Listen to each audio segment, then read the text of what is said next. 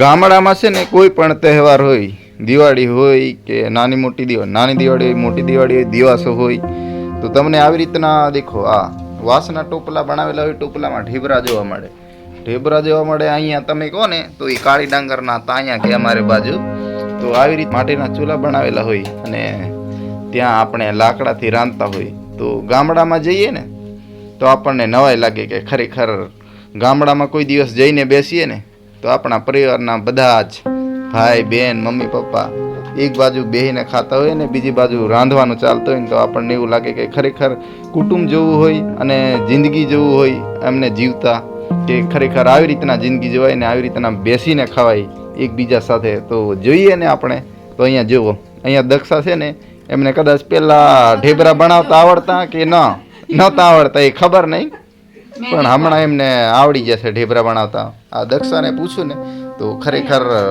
પહેલાં નહીં આવડતા ને તને ઢેબરા બનાવતા ને આ અમારે ત્યાં અલગ ઢેબરા બને, વિસ્તાર પ્રમાણે અલગ અલગ ઢેબરા, મતલબ બધા અલગ અલગ બનાવતા હોય એમ.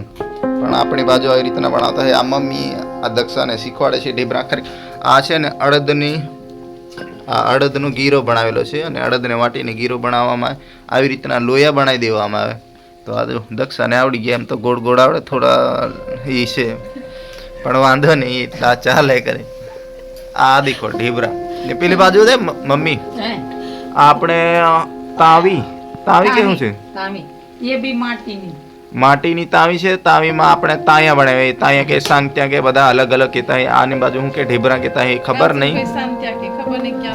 સાંગત્યા હોતા તાયા કે એ કાળી ડાંગર, આપણી બાજુ ગામડામાં કાળી ડાંગર કરતા એક લાલ ચોખાની એના તાયા બનાવવામાં એ કાળા કાળા હોય, એ લાલ લાલ હોય. તમને દેખાય કદાચ, એ બહુ મસ્ત લાગે ખાવામાં. દેખ આ રામસિંહ સમજાવે ને તો તમે થોડું સાંભળી લો, કારણ કે આને તાવી પર બનાવે ને એટલે તાયા કહેવામાં આવે. તાવીનું નામ પહેલેથી પડેલું છે એટલે એને તાવી ઉપર બનાવે ને એટલા માટે તાયા કહેવામાં. તાયા ખાવામાં કેવા લાગે? ખાવામાં એક નંબર લાગે. એટલે ગામડામાં કેવું મોસ્ટ ઓફલી એમ માટીના વાસણમાં બનાવતા હોય ને તો ખાવાનું તો એક નંબર જ લાગે. અને આ લાકડાથી બનાવે ને, લાકડાના શું કહેવાય આપણે આગથી બનાવે ને ચૂલામાં, માટીના ચૂલામાં બનાવે ને ગેસના ચૂલામાં બહુ ફરક પડે.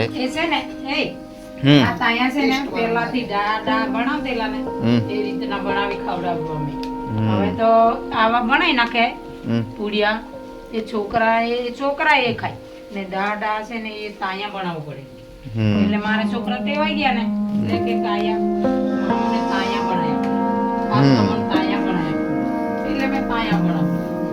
બનાવી આપે અને ખવડાવે. દે દક્ષાય, ઓય આ બાજુ દેખ, મને બધા યાદ કરે, દેખે, જોવે કે ખરેખર દક્ષા એ બાજુ જઈને બદલાઈ ગઈ કે પછી એવી ને એવી છે. બદલાઈ ગઈ છે તો ઢેબરા એને બનાવતા આવડી ગયા છે. કદાચ એ બાજુ બનાવતા બદલાઈ ગઈ. હા, ઢેબરા બનાવતા આવડી જાય. એક ઢેબરું બનાવીને બતાવી દે ચાલ, ખાલી બનાય તો ખરા એક, એટલે ચડ હે. અરે ત્યાં મૂકી દે એક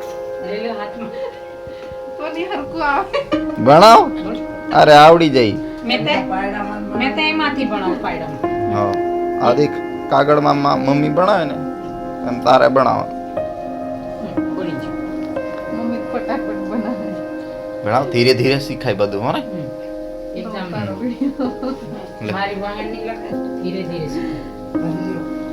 ભજીલી કહેવામાં આવે. અમારી ભાષામાં ભજીલી કહેવામાં આવે. 70 ગામની 70 ભાષા અલગ. જો આવડી ગયું. આવી રીતના ઢેબરા બનાવવા અમે ભજીલ્યા. આ ભજીલ્યા ખાઓ તહેવારમાં અને હગાને બોલાવો અને હગાને ખુશ કરો અને આપણે ખાઓ, એવું બધું હોય. નાની દિવાળીમાં એમ હગા અને બધા નહીં આવતા હે. તો ક્યારેક તમને ગામડામાં આવવાનો મોકો મળે તો આવજો, કારણ કે હા કોન્ટેક્ટ કરી શકો. આવ્યો ઢેબરા બનાવીને ખવડાવીશું. હા જો અહીં બધા એક સાથે બેસી જાય અને બીજી બાજુ એક બાજુ ચાલુ હોય ને બીજી બાજુ ખાવા વાળા બેઠા હોય ચારે બાજુ.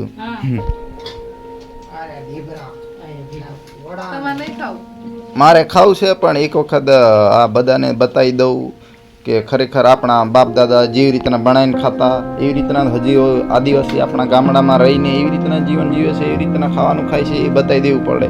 નહીં તો આજકાલ માણસો કેવા છે ખબર ને, આજકાલના માણસ કે આદિવાસી સાબિત કરવા તૈયાર નથી કે ખરેખર એમની સંસ્કૃતિ છે એમની જોડે કે નથી, એવું માનતા નથી. એટલે એમને આપણે થોડા જાગૃત કરીએ અને બતાવીએ કે હજી બી અમારા ગામડામાં આવી રીતના ટોપલા છે ને, ટોપલા વાંસના ટોપલામાં ઢેબરા છે ને ઢેબરા બનાવતા. આદિવાસી અમુક માણસ હોય ને એમને પોતાનું આદિવાસી બોલતા શરમ આવે. બોલતા શરમ આવે ને એને દેખાડતા જી સંસ્કૃતિ ભૂલી રહ્યા છે ધીરે ધીરે. આપણે તો બધું જ બોલીએ. પોતાની સંસ્કૃતિ ભૂલી રહ્યા ને એમની રિયાલિટી જે એમના મમ્મી પપ્પા જોડેથી શીખીને આવ્યા ને એ બતાવવા એમને બીક લાગતી હોય કે ખરેખર આ મમ્મી પપ્પા આવી રીતના મારું જીવન જીવતા ને તો એ બતાવીએ ને તો શરમ આવે. એટલે જિંદગીમાં છે ને આપણે આપણી સંસ્કૃતિ છે એ કોઈ દિવસ ભૂલવાનું નહીં, કારણ કે આપણા બાપ દાદા આપીને ગયા છે અને આપણે જંગલમાં રહેવાવાળા માણસ છે તો આપણે કેવું આદિવાસી તરીકે રહેવાય. અને બધા જ મિત્રોને આ દેખો બધા રામસિંગ બેહીન ખાઈ અને બધા મિત્રોને અમારા તરફથી જય જોહાર અને જય આદિવાસી. તમે બી આવજો કોઈ દિવસ, મુલાકાત લેજો, આ દક્ષાને ફોન કરજો ફજલે ખાવા અને આ બનાવીને ખવડાવી દેશે, દિલથી ખવડાવશે. હા તમને અહીં ગામડામાં આવશો ને એટલે તમને પ્રેમ એટલો મળશે ને કે તમે વાત ના અહીં આવજો. ચલો.